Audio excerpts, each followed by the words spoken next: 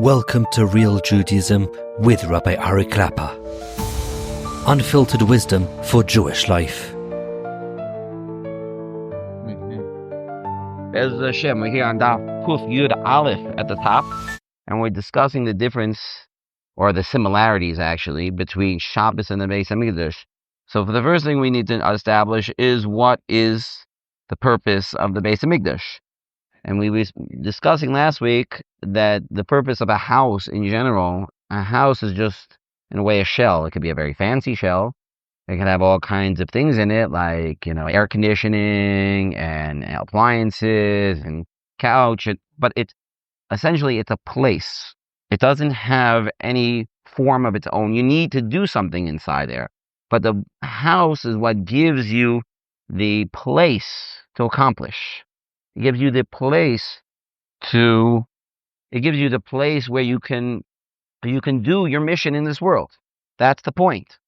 Now, if we want to have a place for our Kodesh Baruch Hu, so then that's why we built the Beis HaMikdash, so that there would be a place for our Kodesh Baruch Hu to be amongst Klal Yisrael.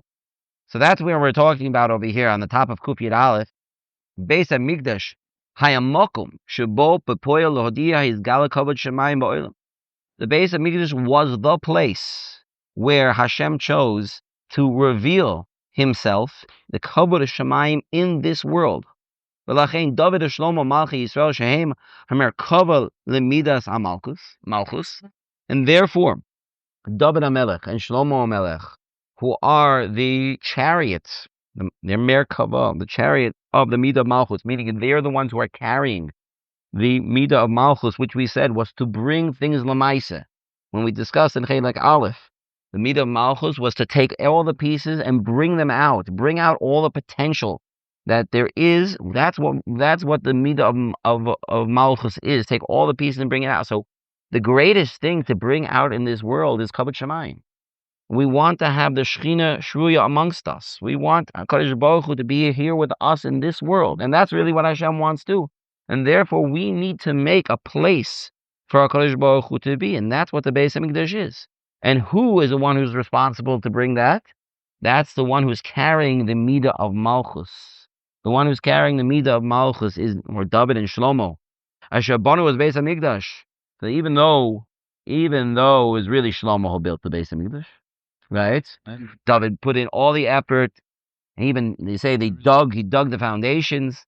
The Gemara in Sukkah describes that maybe he dug a little bit too far, and it was a danger. The whole world was going to flood. And the Maisa, we say every morning in the Psukei Dezimra, Mizmor Shir Chanukas Habayis LeDavid.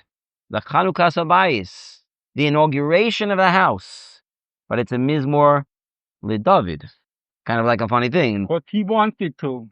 He was the one. He pushed it. He was the one who. And it was Gzeir Min HaShamayim that Hashem said, no, it's not for you to do. Your son will do this. But he put in all the effort, like Daniel just said. He put in all the effort into it. So it's him. In fact, the Medrash says that there was a Tchias HaMesim. There was a Tchias HaMesim at the inauguration of the Beis HaMikdash, and David HaMelech came back to life to be part of the inauguration of the Beis HaMikdash, even though he had already passed away a number of years before that. Right, an amazing thing, because this was his dream. What he wanted more than anything else in the world was to bring the Shechina into the world. So that's the Malchus. That's what the job of the Malchus is to bring the Shechina into the world. Shemalchi Yisrael hayatapkid hamiyuchad letaken o'ilam malchus shanai. That is what the whole purpose of the kings of the Jewish people were to bring the Malchus of Hashem. When we talk about Mashiach coming. Right? Obviously, the Melech HaMashiach will be a Melech, will be a human being, a physical Melech in this world who comes from Malchus Beis David. But the whole purpose is not for him to be the king. The whole purpose is to bring Hashem, like we just said numerous times on Yom Kippur and on Rosh Hashanah. V'sim lois Hashem levadecha, only you. That whole section is talking about Bias Mashiach.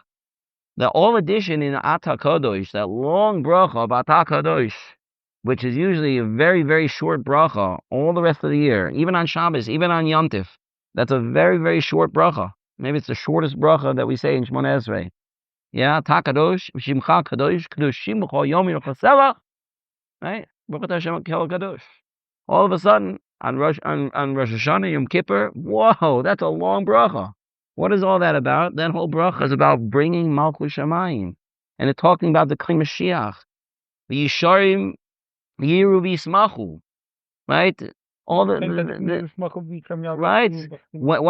When is that going to be? When Mashiach comes. But what is going to be so special about Mashiach? The Malchus Shamayim. That is not the Malchus that the Mashiach is the Melech. Obviously, he's going to be the Melech, but he's going to be the physical Melech to bring the Shechina so that the whole world will see that Hashem is the Melech. That is what we're davening for. That we should all be zeicher to see that. That's the whole purpose. That's the whole purpose of the Malchus. How do we bring the Malchus in the world? So that there will be a place. There will be a place in this world where the Shechina will be shruya. And that place is the Beis HaMikdash. That is the main point of having a king. In order to fix the world. In order to fix the world of Malchus Shamayim. That is the same idea of Shabbos. And this is what is absolutely amazing. When Shabbos comes, it's a bittul of all of the physical existence of the world. Meaning, the world becomes a spiritual existence. The world becomes an existence of only the Rebbeinu Shalom. The only thing here is Ruchnius. It's all Hashem. What's that day? Yom Shabbos Kodesh. The whole world is bottled to HaKadosh Baruch Hu. Like we said, when the Mashal in the beginning of Chelek Aleph, we were talking about a chasana, when the chasan comes in, everything changes, the whole thing changes, but it's even more than that. There is nothing. Once Hashem comes in, there's nothing else. Everything is bottled to Hashem. But being bottled to Hashem is the best possible thing that we could possibly do. It's the most amazing thing that we can do. I'd like to share with the Kevra an amazing Maharal. Amazing Maharal.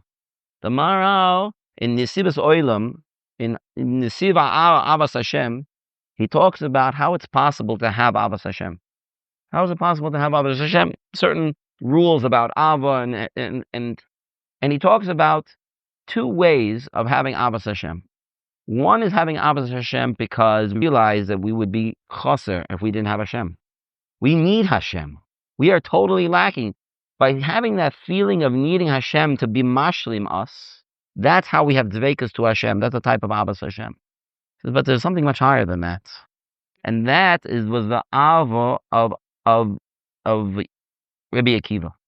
And he describes the Maisa Rabbi Akiva, when Rabbi Akiva, at the age of 120, when he was arrested by the Romans for teaching Torah. Wow, what a horrible crime. My goodness.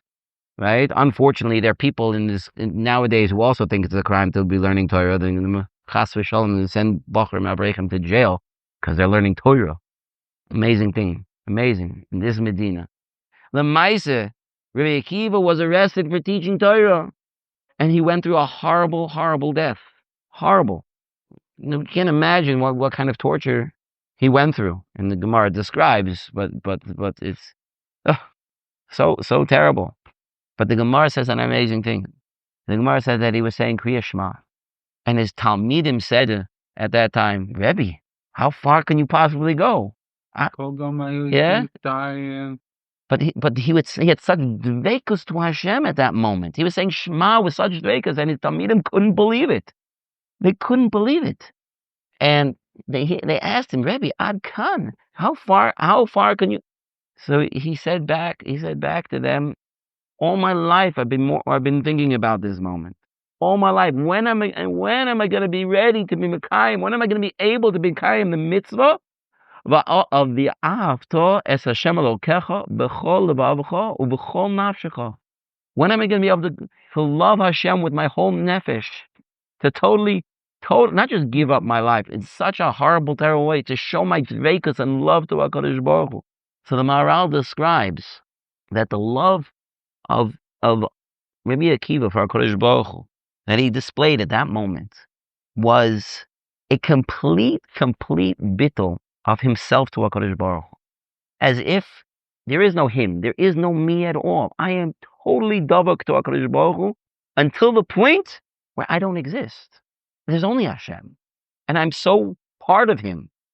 And I feel so a part of him that there's no me anymore. There is only him. My chelik is part of him completely.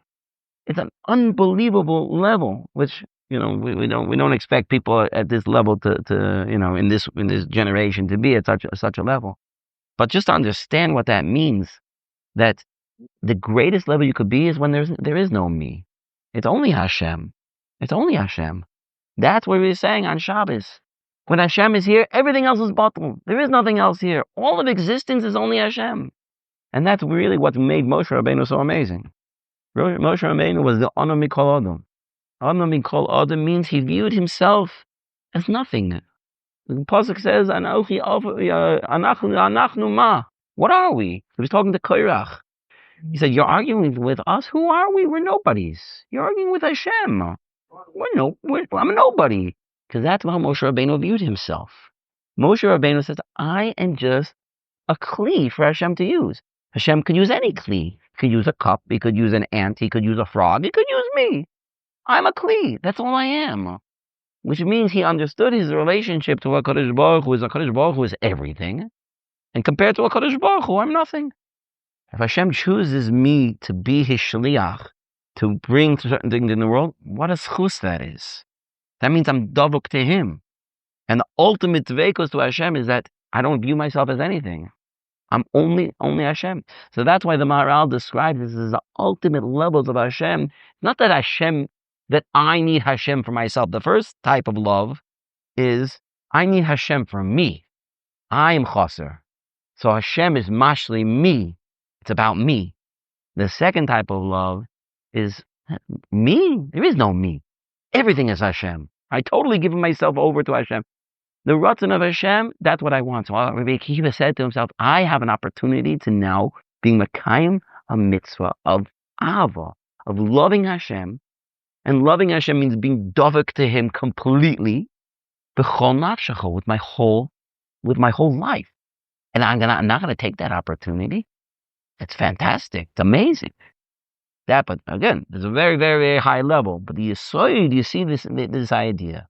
The Yesod is, there is only Hashem. When we say Ein on Milvado, it's not just Ein on Milvado like we tell the stories, you're in danger, like the Nefesh HaChaim, which happens to be true. It's definitely true. The Yesod of the Nefesh HaChaim is that when a person is in danger or has some kind of difficulty and he's facing something, so he should be thinking all the time, Ein on Milvado, and really believing it, thinking it, Hashem, there is nobody else like you. There's stories with the Brisker Rav, that the Brisker Rav was mamish up against Nazis, and was carrying contraband, and he would have been, who knows what it would have been, and they were searching for it, and he was thinking, Ein on Milvado, and they just let him go. There are times he even walked straight past Nazis. They didn't even see him. Ein od Milvado, there's nobody but Hashem. There's nobody but Hashem. So that's a tremendous level. The Nefesh HaChaim, Chaim Volozhin talks about this level, and we can still use it today. Ein od milvado. There's nobody but Hashem. There's nobody but Hashem. But here, it's even deeper than that. I'm not even here either. I have nothing. It's everything for Hashem. I'm being mevatel myself, not just everybody else, not just all the enemies who are trying, and I'm not scared of them because it's only Hashem. Why would I be scared of a Nazi? Why it's only Hashem? Why would I be scared of a terrorist? There's only Hashem. Why should I be scared of it? But there's more than that. It's even me. All I am is I'm batel to Hashem too. I'm also batel to Hashem.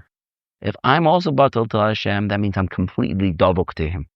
That's a tremendous ava. Is this ava just parallel to the Yiras Onish, Yiras Humus? Like Yiras Onish, like the ava with selfish that I need Hashem, and right. Yeah, it's a different. It is a different. I don't know, because in the Mesilas Yesharim, when it talks about different levels, he does put Yiras Humus really on the same level as ava, but there's another type of year that's even higher called Yiras Chet.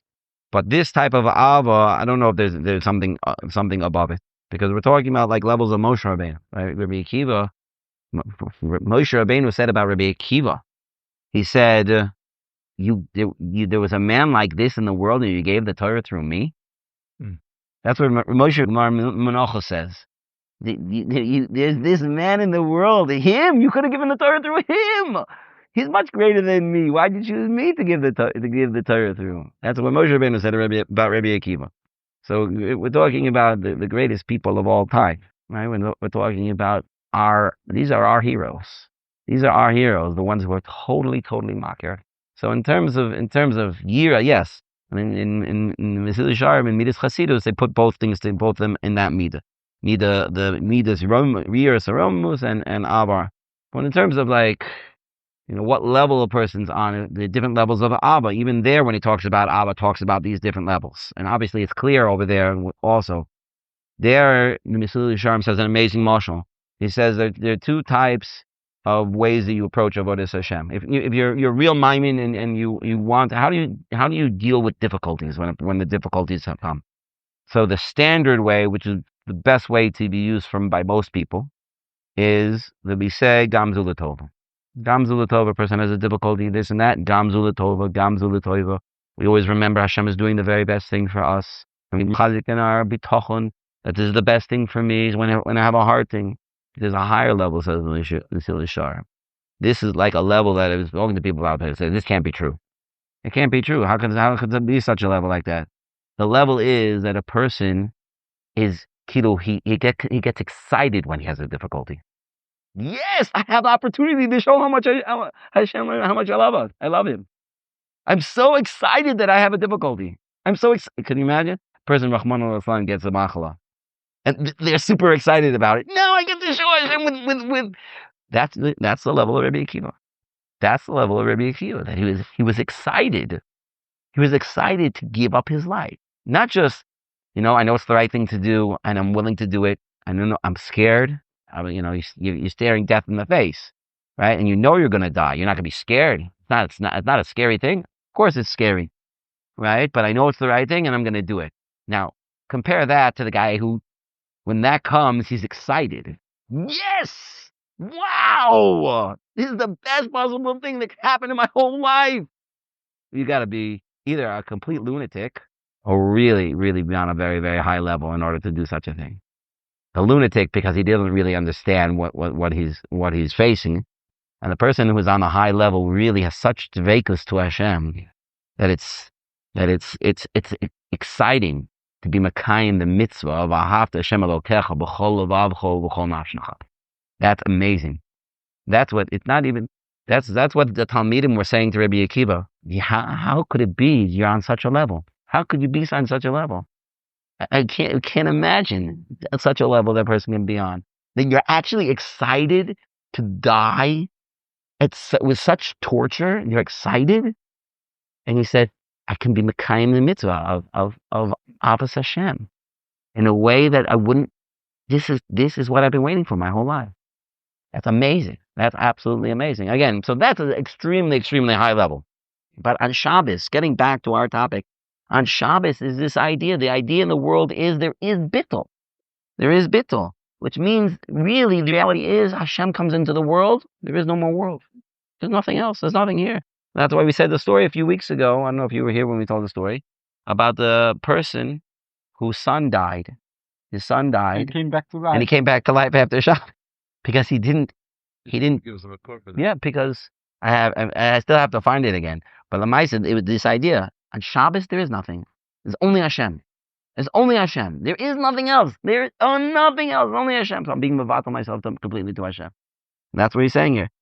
So Shabbos this is the place of Hashem. It's not a place. It's the time of Hashem. That's what Shabbos is. It's megala, the mahus of the midah of malchus, meaning we're bringing Hashem into the world, mamish. Instead of having a place, it's a time. Shabbos and the Beis HaMikdash are the same, which is an amazing thing. We're going to talk about this more the next time we meet, and we'll see when it's going to be. But this is an amazing thing. We want the Beis HaMikdash. We're davening for the Beis HaMikdash. We can have it every week. We have the opportunity to have the Beis HaMikdash every week. Hakesher ben Shabbos le Beis HaMikdash hu kipshuto. That is, it's simple. The connection between Shabbos and Beis HaMikdash is simple. Shekein mohusa shel Beis HaMikdash hu mokum shebo Shechina HaKadosh Baruch Hu zeh mamish in Shabbos. The whole point of the Beis HaMikdash is the place where the Shechina is. Shabbos is the place where the Shechina is. That's what it is. Simple. It is a direct equation. Beis HaMikdash equals Shabbos.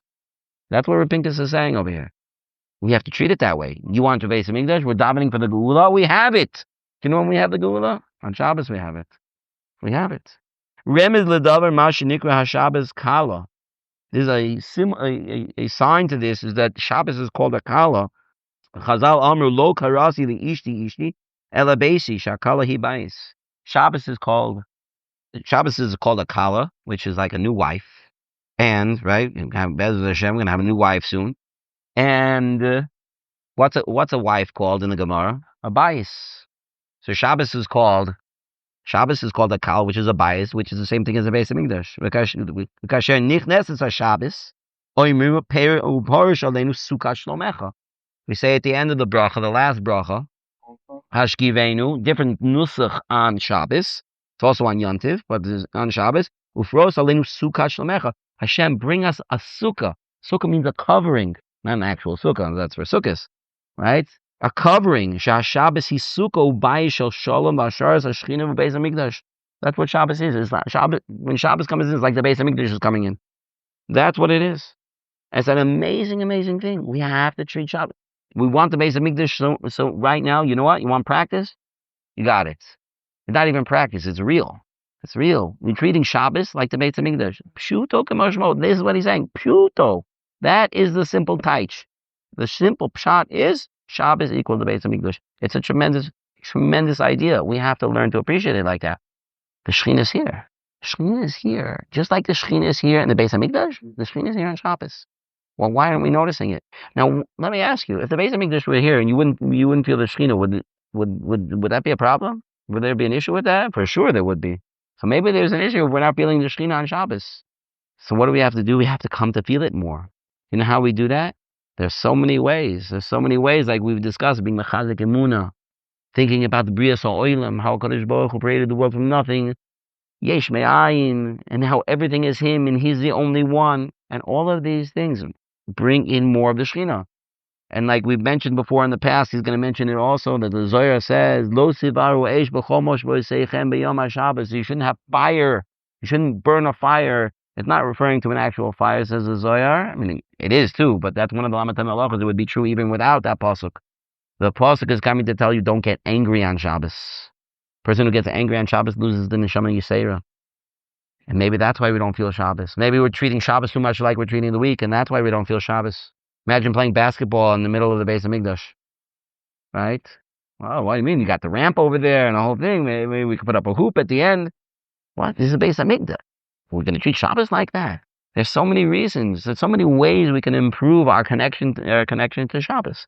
So if we do, maybe we'll feel the Shechina more. We do things the right way. Maybe we will feel the Shechina more.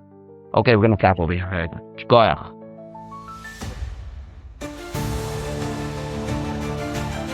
Thank you for joining Real Judaism, where we explore Torah's wisdom for real life. Created by J Foundations and produced by Eli Podcast Productions. Find more episodes at realjudaism.org and subscribe wherever you listen to podcasts.